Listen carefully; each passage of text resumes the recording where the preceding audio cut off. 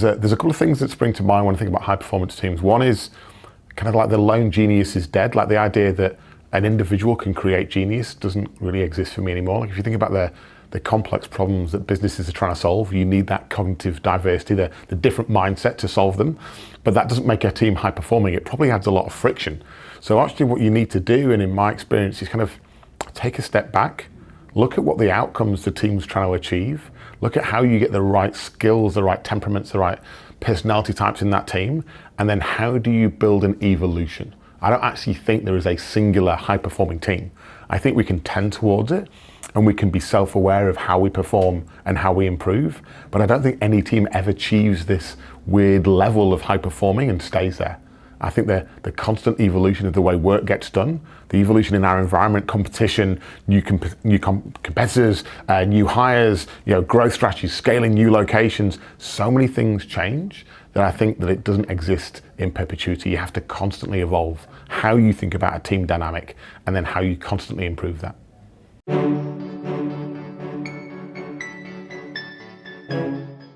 So there's a whole lot of definitions of dysfunctional teams that I think are kind of obvious. And I want to almost ignore those because you can go through any airport lounge and read about those. I think there's a subtle, less obvious view of a dysfunctional team that I have. It's the one that just acquires knowledge. I see them in businesses all over the world. And so they hear about EQ and they hear about empathy. So they go and buy a book and they read it and they're like, I have EQ, I have empathy. And yet actually, if you think about those skills, those emotional skills, empathy, vulnerability, compassion, creativity, you can only demonstrate those. You have to do them. You can't learn them. And so a dysfunctional team for me is one that's acquiring the knowledge of what it means to be functional, but isn't applying it. And so what I love to see is not knowledge acquisition, but knowledge application. What are we trying? What are we exploring? So dysfunction is knowing the things that will go wrong and doing them anyway. Which we all do, right? I bought a book last year on fitness and I've read it and it says I should do 20 minutes exercise every single day. And I don't. So I know that, but I'm dysfunctional. And it's the same for teams in business. We know what high performance looks like. That doesn't make it easier for us to get there. So how do we turn that knowledge into action and exploration? Because when we try it, the chances are a lot of it will go wrong, but that's an opportunity for us to learn.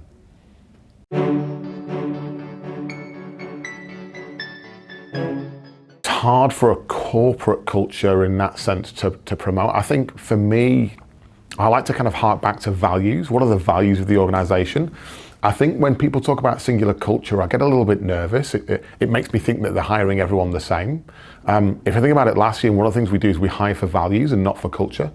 We have values like don't F the customer and open company, no bullshit. And so we want people that bring those values to life, but we want them to do it in their way. So actually, if I look at Atlassian, we've got many cultures and many subcultures, and actually that's cool. One of our values is be the change you seek. So we set an expectation that innovation is part of everything that we do every single day and for every single person. So that gives you that incremental benefit. And then my role as a leader is how do I create space and freedom, which isn't a cultural thing. It's how do I give my people not only the inspiration to be innovative, but the time. Like the actual freedom to go and explore and experiment. And I think that's where a lot of businesses forget. They think innovation, they build a PowerPoint deck, they share it with the board, they build some posters and they print them off and put them around the office, and they think they're being innovative. Or even worse, they carve off a few people and put them in a room and call it the innovation lab. And yet they're not actually building a culture of innovation around can everyone impact the organization. So for me, the best organizations that are doing this are ones that understand the value of innovation as surviving in business, right? It's not an option anymore, because if your competition are innovating and your customers expect innovation, you kind of have to. So how do you then lift that and make it something that's an actual muscle of the business and the people in the business?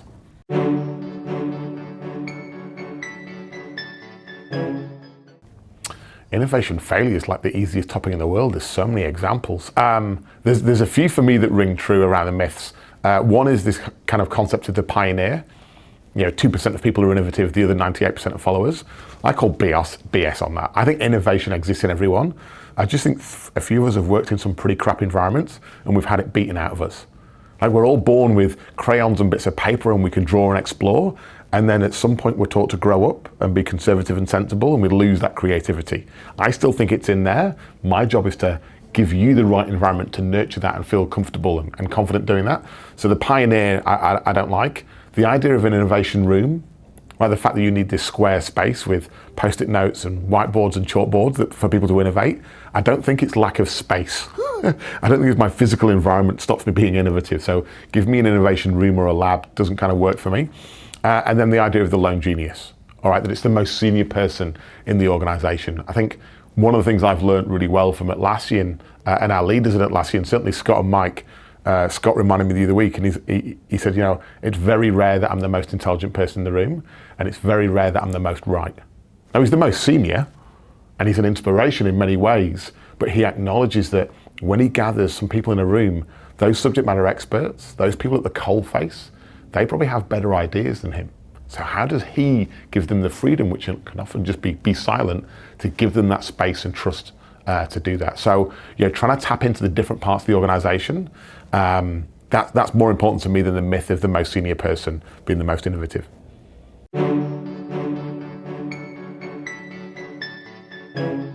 I think innovation can be a blocker if you're innovating for innovation's sake. And I think that's where a lot of organizations get carried away. They're like, we need to innovate, therefore.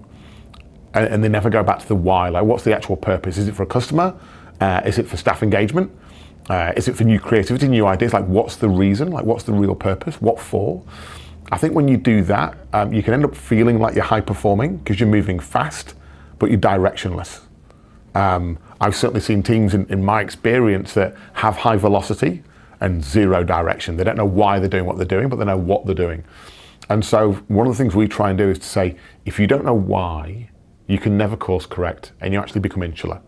If you know why you're doing what you're doing, you're listening for feedback, you're listening for outcomes, and you're listening from the person that you're delivering to, not to yourself. So it's not, am I going to ship on Friday? Or am I a high performing team? It's, am I delighting that end customer? And if so, how? And what value does that delight bring? And so I think innovation teams that exist purely for the sake of innovation, they struggle. I think innovation teams don't necessarily have to be high performing. They can be scrappy. Like, if I think some of the best, most innovative teams at Atlassian, they're not perfect, but they make great progress. And so that idea of perfection can often be the biggest barrier to innovation. Our scrappy teams that start something because of instinct, there's no logic there, there's no return on investment, there's no business case. They just have this feel that it might be the right thing to do. They're some of the most innovative and probably the most scrappy. Now, when that innovation becomes core to our business, we start to add some more guidelines and some more structure to it. But when you're planting a seed, you can't imagine that you're going to cut that tree down. You have to think about planting the seed and how you nurture it, which is often a very different skill set to what does the end tree look like. And I think for innovation, we've got to think about planting seeds and longer term investment.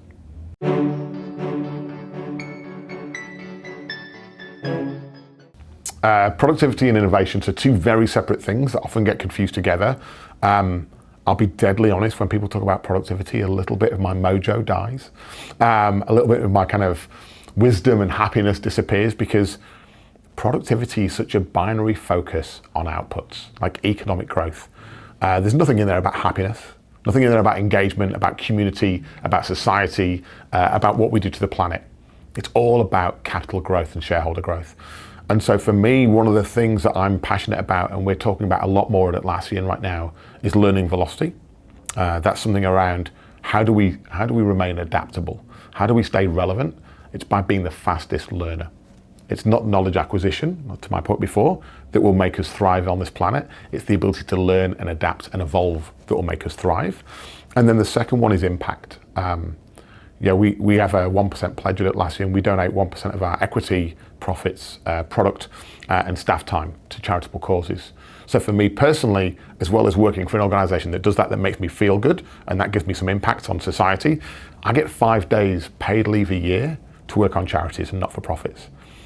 That impact I get to have working with charities and the kind of vulnerability it gives me, the realization of the privilege that I have and how I should do more to have impact, that's more powerful to me than a 5% improvement in output year on year. And so I'm not running a factory, right? We're a people business. We've got 2,500 people, and they're not cogs in machines, right? They have brains, and they have hearts, they have intuition, they have families, they have friends. And so I think for me, productivity takes us down the wrong path. We want to leave the planet in a better place than we found it. And then how do we learn and adapt to stay relevant and effective? That's more important to me than anything else. And if we do that, I believe we will naturally be innovative because it's the right thing to do.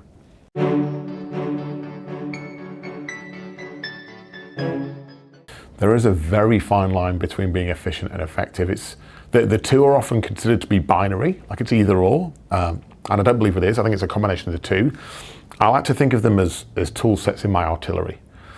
And to use the right tool, you need to know what job you're doing, and you need to know the environment you're in. If you're outdoors and it's raining, don't use anything electrical. And so for me, it's around saying, what situation am I in? How can I understand the variables? And which of these tools make sense? So where we're having, I'll give you an example of, we're a technology company. If we have an incident, a product goes down, we have downtime, that's not a time to gather around a table and come up with brainstorming, right? It's a time to go, how do we get this back online as quick as possible to not screw our customers over? And so that's where probably it's a little bit more command and control. It's a little bit more structured. It's a little bit more driven. The decisions are made at the top or by the relevant people. Times when we're trying to create, when we're trying to do something new or embryonic, we shouldn't be looking up the chain of command for that. We should be thinking about effectiveness, about how do we give people just enough guardrails, just enough freedom to go and explore and to experiment and try new things and listen and learn. And so it's around deploying them at the right time and then saying what's the right combination for you in your industry and for your customers. And if you do that, you get that fine line, you get that balance. If you try and swing the pendulum too much, I think you end up kind of going down one path and getting caught out normally 12 or 18 months afterwards when you've had the negative impact.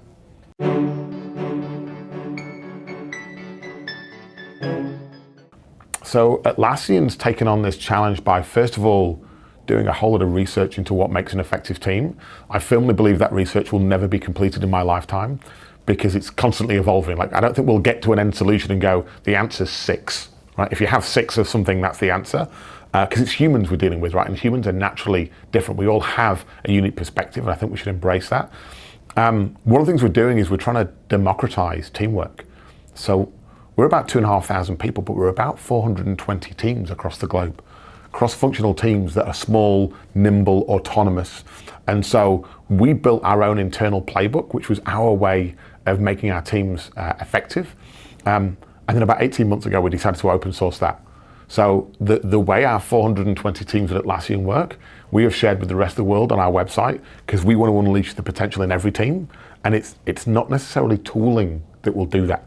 I firmly believe that this next evolution that we're going through and revolution will make us realize that humans being human is the thing that the superpower that we have is being human, and that we should stop competing with the robots and trying to be a machine and instead tap into those things that make us uniquely human, right? The heart that we have and the vulnerability and the intuition.